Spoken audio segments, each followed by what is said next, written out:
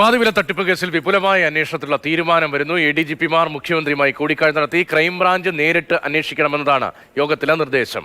അന്വേഷണ സംഘത്തെ നാളെ തീരുമാനിച്ചേക്കും. ആർ അനന്തകൃഷ്ണൻ വിവരങ്ങളുമായിട്ടുണ്ട്. അനന്തൻ, ഇതിപ്പോൾ ഒരുപക്ഷെ കേരളം കണ്ടിട്ടുള്ള വലിയ തട്ടിപ്പുകളിൽ ഒന്നായി ഇത് മാറുന്നു എന്നതിൽ സംശയമില്ല. വ്യാപ്തി കൂടിക്കൊണ്ടേയിരിക്കുന്നു. അതിനിടയിലാണ് പോലീസിന്റെ ഭാഗത്ത് തന്നെ ഈ ഒരു തരത്തിൽ നീക്കം. എങ്ങനെയായിരിക്കും അന്വേഷണ സംഘം? എന്തൊക്കെ തീരുമാനങ്ങളിലേക്ക് എത്തുന്നു? അക്ഷയ, സമീപകാലത്ത് കേരളം കണ്ട ഏറ്റവും വലിയ സാമ്പത്തിക തട്ടിപ്പുകളിലൊന്നായി മാറുകയാണ് ഈ പാതിവില തട്ടിപ്പ്. സ്കൂട്ടർ നൽകാമെന്ന് പറഞ്ഞ് കോടികൾ സമാഹരിച്ച ഈ തട്ടിപ്പ്. ഇതുമായി ബന്ധപ്പെട്ട് സംസ്ഥാനത്തെ ഒട്ടുമിക്ക എല്ലാ ജില്ലകളിലെയും പോലീസ് സ്റ്റേഷനുകളിൽ ഈ കേസ് രജിസ്റ്റർ ആയിട്ടുണ്ട്. ഈ മിക്ക കേസുകളിലും പ്രധാന പ്രതിസ്ഥാനത്തുള്ളത് അനന്തകൃഷ്ണനാണ്. ഇതിനൊപ്പം തന്നെ സായിഗ്രാമിൻ്റെ നേതൃത്വം നൽകുന്ന ആനന്ദകുമാർ അടക്കമുള്ളവരും ചില കേസുകളിൽ പ്രതിയായിട്ടുണ്ട്. നിലവിൽ പോലീസ് സ്റ്റേഷനുകളിൽ ലഭിച്ച പരാതികളുടെ അടിസ്ഥാനത്തിൽ FIR രജിസ്റ്റർ ചെയ്ത നടത്തിയ അന്വേഷണത്തിൽ വ്യാപകമായ ക്രമക്കേട് നടന്നിട്ടുണ്ട്. കോടികൾ സമാഹരിച്ചിട്ടുണ്ട് എന്ന് കണ്ടെത്തിയിട്ടുണ്ട്. ഈ തുക എങ്ങോട്ട് പോയി എന്നതൊക്കെയുള്ള കാര്യത്തിൽ ഒരുപാട് ദുരൂഹതയുണ്ട്. ഒട്ടനവധി പ്രമുഖ വ്യക്തികൾ ഈ കേസിൽ പല ഭാഗത്തായി അന്വേഷണത്തിനിടയിൽ ഉയർന്നു വരികയും ചെയ്യുന്നുണ്ട്. അതുകൊണ്ട് തന്നെയാണ് ഇതിനൊരു വിപുലമായ ഏകീകൃത സ്വഭാവമുള്ള അന്വേഷണം നടത്തണമെന്നുള്ളൊരു തീരുമാനത്തിലേക്ക് സർക്കാർ എത്തിച്ചേർന്നിരിക്കുന്നത്. ഇതിൻ്റെ അടിസ്ഥാനത്തിൽ കഴിഞ്ഞ ദിവസം മുഖ്യമന്ത്രിയുമായി 2 ADGPമാർ കൂടിക്കാഴ്ച നടത്തി. Law and order ADGP Manoj എബ്രഹാമും ക്രൈംബ്രാഞ്ച് ADGPയുമാണ് മുഖ്യമന്ത്രിയുമായി ഈ കേസുമായി ബന്ധപ്പെട്ട കാര്യങ്ങൾ സംസാരിച്ചത്. സാധാരണഗതിയിൽ ഇത്തരത്തിൽ ഒരു സാമ്പത്തിക തട്ടിപ്പ്, വലിയ സാമ്പത്തിക ക്രമക്കേട് വരുമ്പോൾ അത് അന്വേഷിക്കാൻ സംസ്ഥാന പോലീസിൽ എക്കണോമിക് ഒഫൻസ് വിങ് രൂപീകരിച്ചിട്ടുണ്ട്.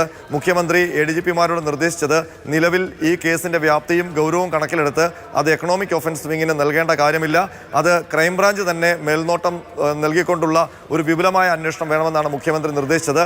ഇതിൻ്റെ അടിസ്ഥാനത്തിൽ ക്രൈംബ്രാഞ്ചിൻ്റെ മേൽനോട്ടത്തിൽ വിപുലമായ ഒരു സംഘത്തെ തന്നെ നിയോഗിച്ചുകൊണ്ടുള്ള ഒരു അന്വേഷണത്തിനാണ് ഇപ്പോൾ അണിയറയിൽ നീക്കം നടക്കുന്നത്. അത് സംബന്ധിച്ച് നാളെ തീരുമാനമുണ്ടാകും എന്നാണ് നിലവിൽ നമുക്കറിയാൻ കഴിയുന്നത്. ക്രൈംബ്രാഞ്ച് ADGPയുടെ നേതൃത്വത്തിൽ ഒരു ടീമിനെ സജ്ജമാക്കി അതിനുള്ളിൽ നിലവിൽ ഈ കേസ് രജിസ്റ്റർ ചെയ്തിട്ടുള്ള പോലീസ് സ്റ്റേഷനുകളിലെ പ്രധാനപ്പെട്ട ഉദ്യോഗസ്ഥരെ, അതല്ലെങ്കിൽ നിലവിൽ ഈ കേസുമായി ബന്ധപ്പെട്ട അന്വേഷണം നടത്തുന്ന ഉദ്യോഗസ്ഥരെ കൂടി ഉൾപ്പെടുത്തിക്കൊണ്ട് ഒരുപാട് അംഗങ്ങളുള്ള വിപുലമായ ഒരു ടീമിനെ തന്നെ സജ്ജീകരിച്ചുകൊണ്ട് ഗൗരവമായ ഒരു അന്വേഷണത്തിലേക്ക് പോകാനാണ് ഇപ്പോൾ സർക്കാരിൻ്റെ തീരുമാനം. അത്തരമൊരു നിർദ്ദേശമാണ് പോലീസിന് നൽകിയിരിക്കുന്നത്.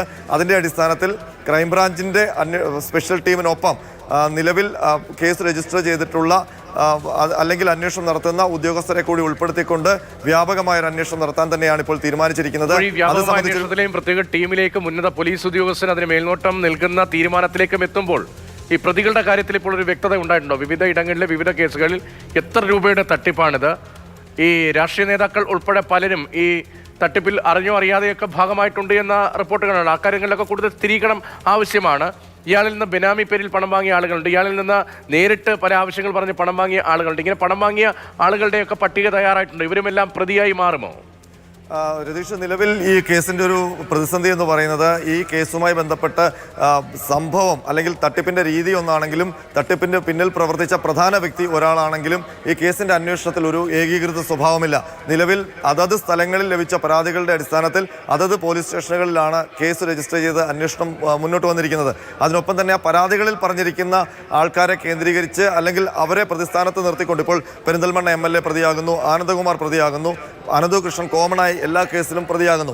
ഇനി ഇതിപ്പോൾ ഒരു പ്രത്യേക ടീമിൻ്റെ കയ്യിലേക്ക് അല്ലെങ്കിൽ ക്രൈംബ്രാഞ്ചിൻ്റെ നേതൃത്വത്തിലുള്ള പ്രത്യേക വിപുലമായ അന്വേഷണ സംഘത്തിൻ്റെ കൈകളിലേക്ക് ഈ കേസ് എല്ലാം കൂടി ഏകീകൃതമായി വരുമ്പോൾ മാത്രമായിരിക്കും ഇത് എങ്ങനെയാണ് ഈ തട്ടിപ്പ് നടന്നത്, ഇതിൽ അനന്തകൃഷ്ണനൊപ്പം ആരൊക്കെയാണ് ഭാഗമായിട്ടുള്ളത്, ഈ ജനങ്ങളിൽ നിന്ന് സമാഹരിച്ച ഈ കോടികൾ, തട്ടിയെടുത്ത കോടികൾ അത് ആരുടെയൊക്കെ പക്കലേക്കാണ് പോയിട്ടുള്ളത് എന്നൊക്കെ കാര്യത്തിൽ ഒരു കൃത്യമായ ഒരു വിവരങ്ങൾ ലഭിക്കാൻ സാധ്യതയുള്ളൂ. ഏതായാലും നിലവിൽ പോലീസ് സ്റ്റേഷനുകളിൽ അന്വേഷിക്കുന്ന കേസുകൾ അത് ഈ പ്രത്യേക സംഘത്തിലേക്ക് കൈമാറുക തന്നെ ചെയ്യും.